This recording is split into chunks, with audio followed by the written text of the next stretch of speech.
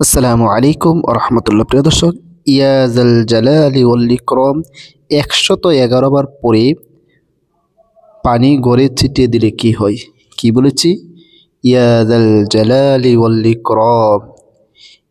এই ইসমে আজমটি পরে পানির মাঝে ফু দিয়ে সেই পানি ঘরে ছিটিয়ে দিলে কি হয়?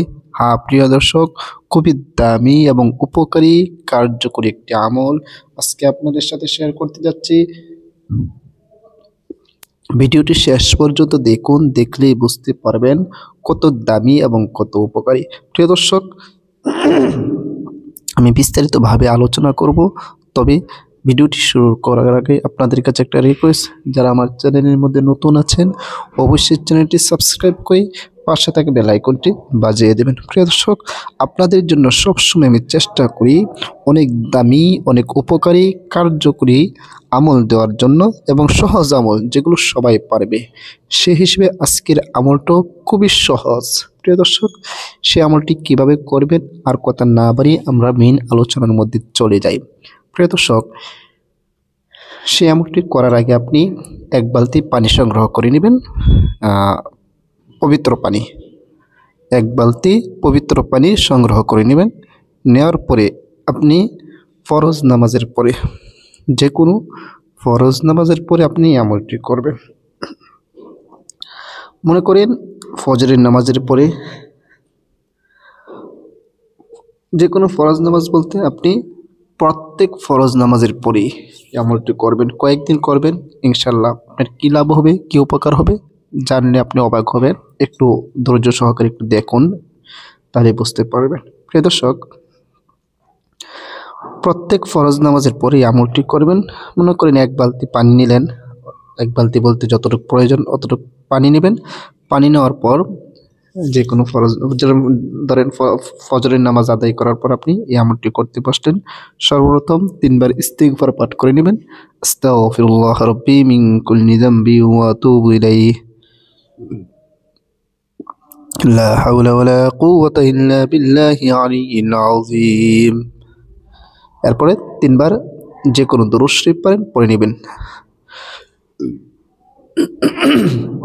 اللهم صل على محمد وعلى آل محمد كما صليت على إبراهيم وعلى آل إبراهيم إنك حميد مجيد اللهم بارك على محمد وعلى آل محمد كما باركت على إبراهيم وعلى آل إبراهيم إنك حميد مجيد।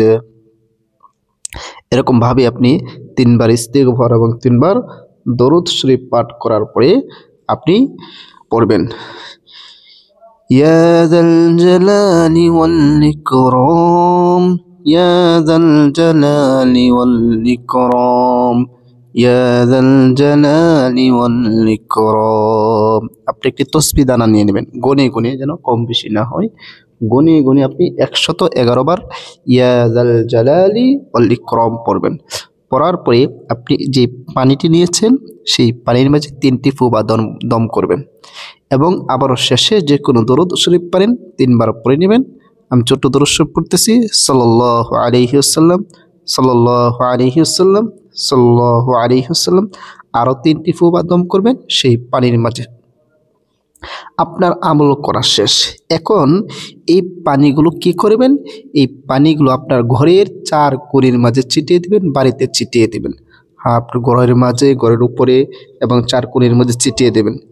এভাবে যদি আমল করেন তাহলে কী লাভ হবে, কী উপকার হবে সেটাই আমরা আজকে জানবো। প্রিয় দর্শক, সেই দামি জিনিসটি জানার আগে আবারও আপনাদের কাছে রিকোয়েস্ট করতেছি, যারা আমার চ্যানেলের মধ্যে নতুন আছেন অবশ্যই চ্যানেলটি সাবস্ক্রাইব করে পাশে থেকে বেল আইকনটি বাজিয়ে দেবেন। প্রিয় দর্শক, এভাবে যদি প্রত্যেক ফরজ নামাজের পর আমল করে ঘরে যদি পানি ছিটিয়ে দেন তাহলে সেই ঘরের মধ্যে বরকত হবে, রোজি রোজগারের মধ্যে বরকত হবে, ঘর থেকে অশান্তি দূর হয়ে যাবে এবং